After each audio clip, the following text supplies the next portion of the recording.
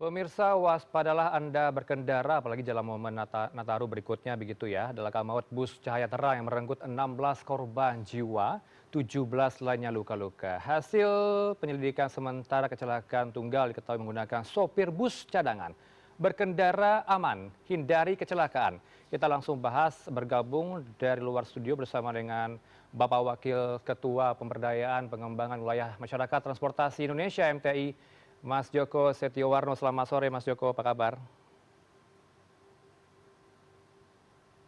Boleh di-unmute audio Anda?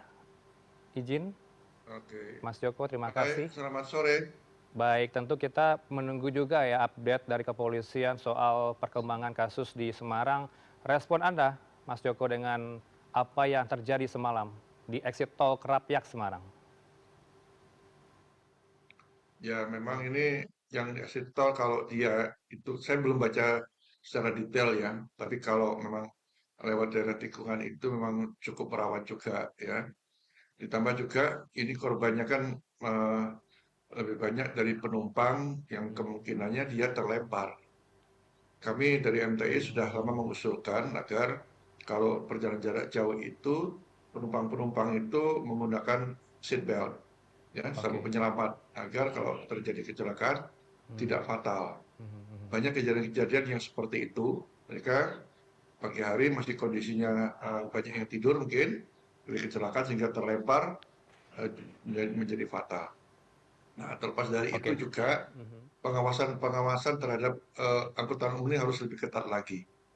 Ya sayangnya Hmm. anggaran keselamatan kita tuh makin berkurang. Ini yang menjadi persoalan sekarang. Oke. Anggarannya berapa yang Anda tahu sejauh ini dari pemerintah, seperti apa sih perhatiannya, Mas Joko? Ya, Hmm. jadi anggaran keselamatan itu salah satunya kan banyak untuk fasilitas keselamatan, tapi Hmm. bisa juga anggaran bagaimana mereka untuk memeriksa rem cek yang ada di terminal, Oke. ya, Mhm. atau pengawasan-pengawasan bus-bus yang tidak berangkat dari terminal. Mhm, mhm. Kalau terminal otomatis lah bisa akap itu. Tapi bagaimana ini mungkin ada bus-bus yang tidak berangkat dari terminal, tapi berangkat dari apa terminal bayangan. Baik. Demikian juga untuk Hmm. perusahaan-perusahaan angkutan umum itu mestinya sudah memiliki namanya sistem manajemen keselamatan. Baik. Ini yang tidak berjalan. Hmm. Ya, KIR itu kan setiap 6 bulan sekali. Nah, di antara KIR itu tentunya tiap-tiap perusahaan itu bagaimana caranya mereka memelihara keselamatan itu yang tidak berjalan dan tidak dianggarkan sampai saat ini. Oke. Begitu. Mhm. Ini perlu perhatian khusus dari Kementerian Perhubungan, apalagi perhubungan darat begitu ya, Mas Joko ya. Sejauh ini bagaimana kemudian perhatian mereka Betul. ini? Hmm. Ya, apalagi kalau dulu kan ada namanya Direktorat Keselamatan Transportasi Darat. Oke. Ya, DAK sekarang itu begitu sudah ya? hilang. Bukan. Bukan direktorat. Jadi institusi Hmm. kelembagaan yang eh, setingkat eselon 2 Hmm. ya yang khusus bicara mendiskusikan masalah keselamatan. Di Direktorat Jenderal Perkeretaapian ada Direktorat Keselamatan, Hmm. ya. Perusahaan kereta api juga punya. Sementara darat ini kan angka kecelakaannya cukup tinggi. Nah, jadi perlu diaktifkan kembali Direktorat Keselamatan itu sehingga akan kita apa tuh yang mau dikerjakan ya untuk mengantisipasi angka kecelakaan kita masih cukup tinggi ya. Kita Hmm. tidak bisa hanya menyandarkan katakanlah ada KNKT. KNKT itu bukan lembaga institusi yang dia untuk memberikan apa dia hanya memberikan mengevaluasi dan sebagainya tapi dia tidak bisa langsung aksinya. Nah, aksinya tentunya adanya Direktorat Keselamatan. Itu yang tidak ada saat ini. Dulu pernah ada tapi hilang. Nah, Oke. dengan demikian berarti kan anggarannya juga lemah, sedikit gitu ya. Nah, belum Hmm. lagi yang lainnya kaitan sama fasilitas keselamatan jalan itu juga minim sekali. Dengan ada efisiensi kemarin, ini yang kesalahan fatalnya adalah mengurangi Hmm. anggaran keselamatan kita. Ya. SOP-nya, bagaimana bisa Anda gambarkan ke kami, ini kan diketahui dari pihak kepolisian yang membawa bus ini diketahui merupakan sopir cadangan begitu ya. Mmm, Bagaimana kemudian memastikan sopir cadangan juga bisa visible untuk berkendara? Sebenarnya bukan sopir cadangan, mungkin sopirnya itu ada dua. 2, oke. Jadi dua itu kompetensinya harus sama. Kalau perjalanan Mmm. jarak jauh kan aturannya maksimal 8 jam perjalanan itu untuk jarak jauh ya. Baik. Nah, itu harus 2 pengemudi lah, karena harus beristirahat. Nah, Hmm. jadi istilah jumlah cadangan nggak ada 2 pengemudi yang kompetensinya sama. Oke. Nah, ini yang Hmm. mengawasi pengemudi-pengemudi, kemudian perusahaan itu yang harus terdaftar, ini yang anggarannya tidak ada. Jadi tidak mungkin Oh. mereka yang tingkat bawah ini bekerja tanpa support anggaran yang memadai. Tanpa itu ya akhirnya seperti ini, pengawasannya sangat minim sekali, Hmm. gitu. Hmm. Dan ini terjadi di ruas tol yang cukup banyak dilalui oleh mobilitas masyarakat begitu ya, berada di tol exit tol Krapyak Semarang. Bisa Anda gambarkan, mungkin Anda juga hilir mudik di sekitar tol Trans Jawa, Mas Joko, apakah memang ini sangat harus berhati-hati ekstra begitu di lokasi itu?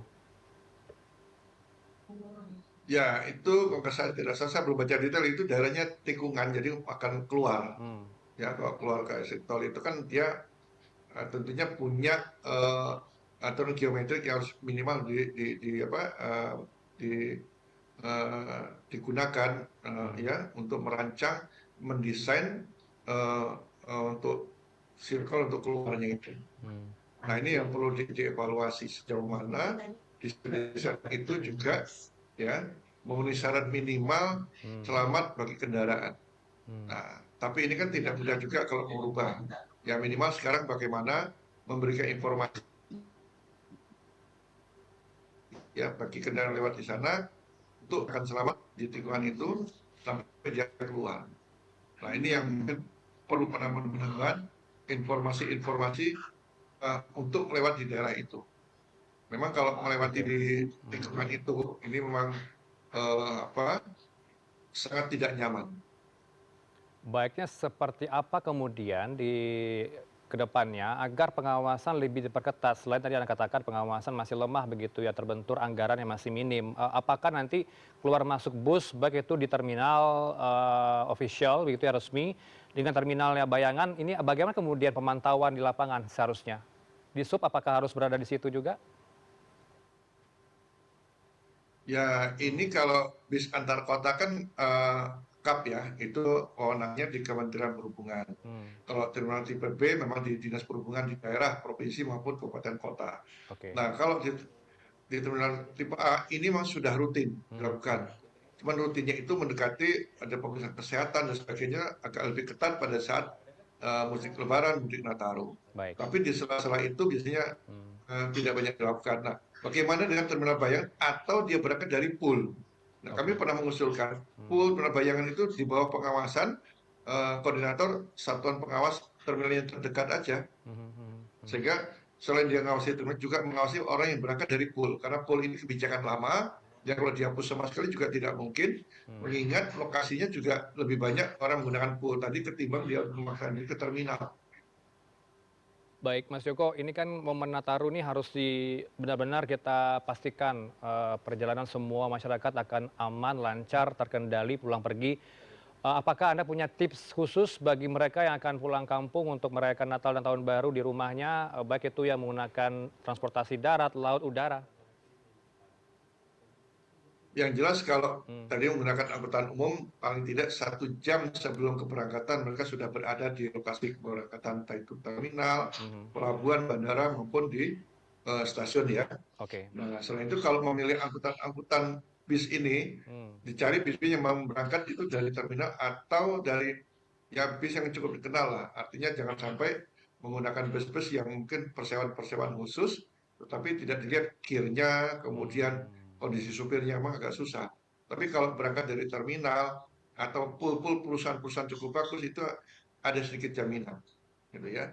Dan Oke. yang jelas ini yang selalu saya katakan kalau kita bepergian jangan lupa untuk berdoa Mhm. agar apa ya selama sampai tujuan dan bisa kembali lagi.